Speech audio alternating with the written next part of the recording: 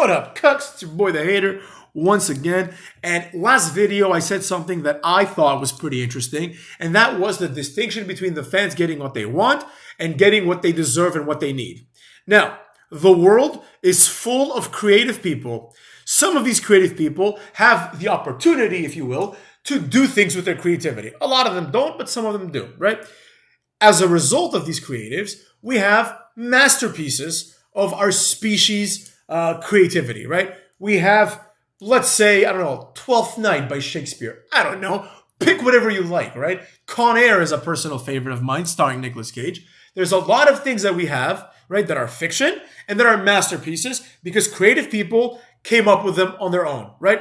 Now imagine if you had, I don't know, Alexandre Dumas, right, writing The Three Musketeers, and in his ear was some French neckbeard telling him, well, I think D'Artagnan should have a sword made of plasma because it harkens back to Naruto or whatever, right? Think about if that happened, right? The Three Musketeers would be garbage. So the reason why I bring this up, if it's not obvious yet, is this. The fan, and I don't mean the fans of WWE, I mean the fan conceptually, right? The fan of anything, does not know what is good and what is bad 95% of the time. Now, some of you, the smarter ones, may be thinking, Hater, wait a second, aren't you a fan and don't you give your opinions? Yes, I do. But my opinion is meant to counter the opinions of people like Dave Meltzer and other people on YouTube and, in the wrestling forums, the neckbeard community, all that stuff. Even some of the people that I suppose would be in my community, but that I don't like. You know what I'm saying? We all know that I'm talking about a variety of people. There's like guy who works for, Bleacher Report. That guy's like kind of an anti-smug. I don't know his name, so what I'm saying is completely useless. But various YouTubers, things like that, I don't agree with almost anybody, really. So that's what I'm supposed to do. That's the purpose of this channel, right? I operate within the confines of the fan, right? Fan engagement is important.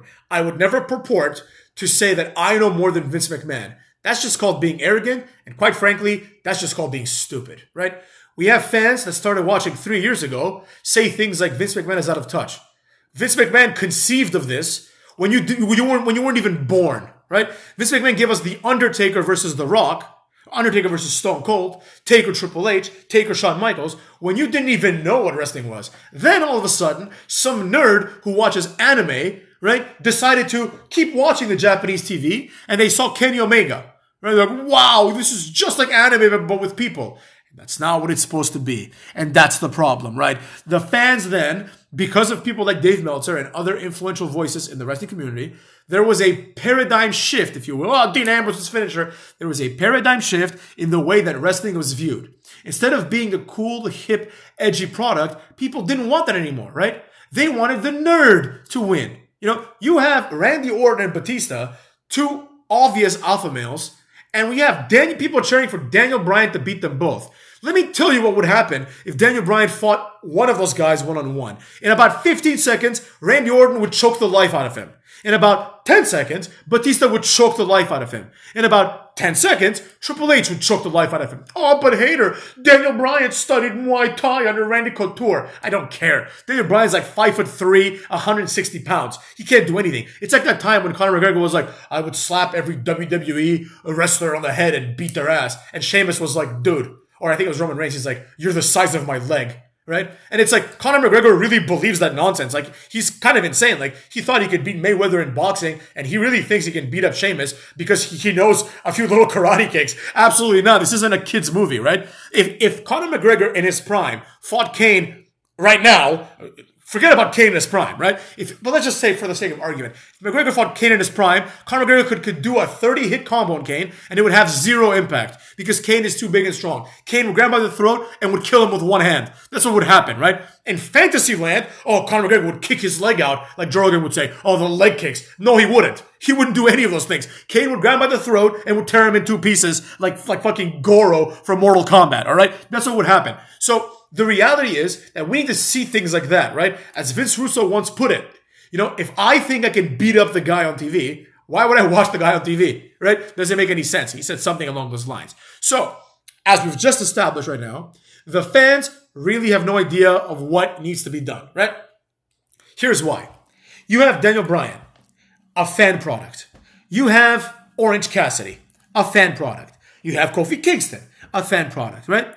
None of these guys have had anything memorable in their careers. I don't want to hear how Daniel Bryan and Connor the Crusher or whatever, the little boy that died from cancer, rest in peace. I don't want to hear how that was a beautiful moment. That was exploitative, right?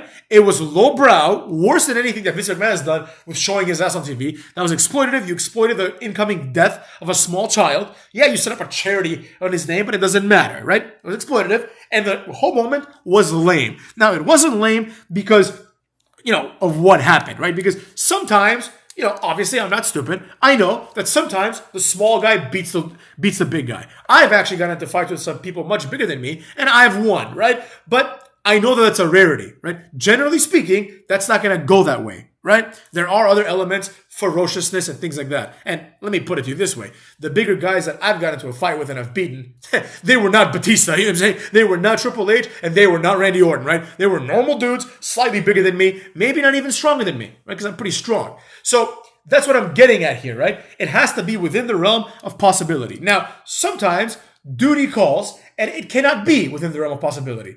For example, Eddie Guerrero versus Brock Lesnar. Eddie Guerrero versus JBL. Like, everybody knows that if JBL and Eddie Guerrero got into a fight, JBL would destroy him in 30 seconds, right? It wouldn't even be close. So you have to find a way to get this done. Now, there's two ways to do this. For a Daniel Bryan or a Rey Mysterio or a Kofi Kingston, it needs to be like, a quick move, right? Like Rey Mysterio beating JBL in like 30 seconds makes more sense than Rey Mysterio beating JBL in 10 minutes, right? Because the implications are Rey Mysterio got lucky, he hit his finishing move, and he caught JBL off guard, basically, right? That makes sense, right? Of course, Kofi Kingston beating Daniel Bryan is obviously believable. That's not even, worthy of discussion. But then the subsequent matches, like Kofi Kingston beating Randy Orton, things like that, that's ridiculous. Of course, Randy Orton would destroy him, right? Now, people got mad when Kofi Kingston jobbed out to Brock Lesnar in 5 seconds. And it's like, yeah, the fairy tale ends here. The adults are back in the business now. Brock Lesnar, Vince McMahon have realized, wait a second, hold on a minute. It's been 8 months and Kofi Kingston is the WWE champion? Have you people lost your minds? That should have been like a 3-day title reign. But I digress. The real point that is to be made here is that time and time again, the fans don't know what they want. The fans are largely responsible for Sami Zayn and Jey Uso being in the position they're in, right? And this is horrible. Sami Zayn and Jey Uso are two jobbers, right? Like, if I saw Sami Zayn and Jey Uso in the airport or in the bar or wherever I'm hanging out, right? Now, I'm going to be humble. I'm not going to sit here and say I would destroy Sami Zayn or I would destroy Jey Uso. They would probably beat me up. They are athletes, pro athletes, quote unquote, right? And they are muscular, but I wouldn't be afraid of them, right? I would say that if I fought Jey Uso 10 times, he'd beat me 6 times and I'd beat him 4 times. I'm not intimidated in the slightest by Jey Uso. Do you see what I'm saying? Whereas if I were to fight Mark Henry 100 times, I would get destroyed in 5 seconds 100 times. There is a 0% chance scenario that I, in any capacity, can beat Mark Henry yesterday, today, tomorrow, 10 years ago, and maybe, and probably not, 10 years from now, right? Like, some people are just built different. That's what wrestling is. So the fans don't realize this. They really do believe that Daniel Bryan, because he trained 3 months with Randy Couture, he can actually fight, right? Randy Orton didn't train, but you can just tell that Randy Orton works out and takes himself seriously.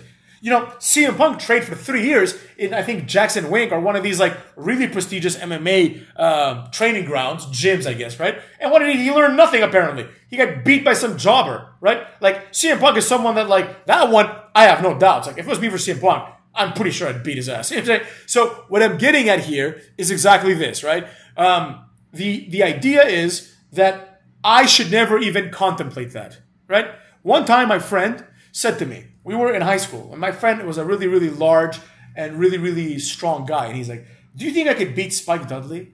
And I was like, no, man, because you're a kid. Like, we were like 14, right? My friend was bigger. My friend was probably like 300 pounds, and probably stronger than Spike Dudley because he played football, and Spike Dudley looks like he never lifted a weight. But, there are levels to it. He's a grown man. But at the end of the day, Spike Dudley's still a grown man and you're still a child, right? But who knew, right? Right now, my friend, right now, he's like lost a lot of weight and everything. But, someone who was like him and continued to be like him, right? that person would probably be able to beat up 90% of the roster, right? Like, I refuse to believe that Finn Balor is a threat to me physically, right? I refuse to believe that Seth Rollins is someone that I should be scared of. Absolutely not. You've lost your mind, right? And I should be scared. Not scared like, wow, I hope they don't get me. But scared in the sense of like, man, this guy can almost certainly beat my ass. Like, just the fact that I'm even saying this speaks volumes, right? How many people would ever suggest in 1999 that they could beat up Kane? It would be a non-thought. People would laugh at them. They'd be like, what? You can beat up Kane? No, you can't. Kane would destroy you, me, and that entire freshman class. Like 30 on 1, he would beat them, right? That's what Kane would do. So, don't get it twisted. But we live in a time when Jungle Boy Jack Perry is out there wrestling Luchasaurus, who is a bona fide monster, right? That guy's just huge. And Jack Perry, oh, you got the snare trap on him. Are you fucking kidding me? Is this going to be taken seriously? Right? I get it. Wrestling's wrestling, and once in a while, it's okay for the underdog. It's okay for Rey Mysterio to beat Kevin Nash 1 out of 100 times, right? As long as you have some sort of parity afterwards. But with the way things are going, right, it's always like the little guy beats the big guy, almost always, right? When was the last time a big guy did anything impressive in wrestling? Except for arguably Roman Reigns, which, to be honest, he's not even that big. Like, he's not like a big guy, right? Like, compared to Kane, he looks like a cruiserweight. You know, so look at Wardlow, right? A complete failure of a run in AEW. Like, this guy destroys MJF in like 10 seconds, right? Then before you know it, he's losing to like Orange Cassidy. You know what I mean? Like, what are you talking about? So the fans don't know what they want. Just because the fans cheer for someone doesn't mean that someone should win. That's just called lazy booking, right? Imagine if you took that same philosophy in actual competitive sports. You know, the Dallas Cowboys, they're doing good this year, but the Dallas Cowboys have like one of the biggest fan bases in football, right? But when it's time to play the Kansas Chiefs, they're probably going to lose, right? If they play the Dolphins, they're probably going to lose. So what I'm getting at here is this. Nobody expects to have a say in that, right? But because we know it's fake, people expect to have their own opinions be reflected, right? It's the same thing with movies. You know, like when like a show like Game of Thrones, which I never really watched, but you know, apparently I'm told it ended in a way that people didn't like, right? Too bad. That's how the person that created it thought it should end, right? You are a viewer. Know your role. You know what I'm saying? Know your role. It's really that simple. But because the viewer has become vocal, right? There has happened a dramatic shift in the way that the viewer expects his or her beliefs to be adhered to, right? Like they literally will say, boycott Raw because this person that I like didn't win. Like, how childish is that? This is the equivalent of saying I'm not going to watch NFL because Kansas lost to the Washington Commanders, right? What?